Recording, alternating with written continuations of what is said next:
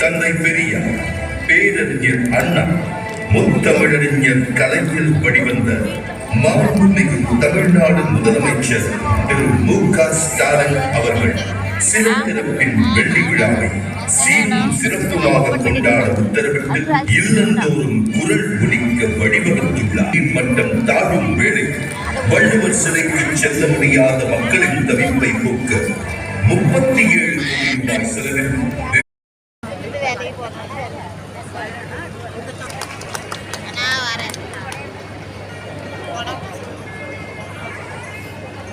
கிளியராகவே இல்லை, இருட்டா இருக்கியா?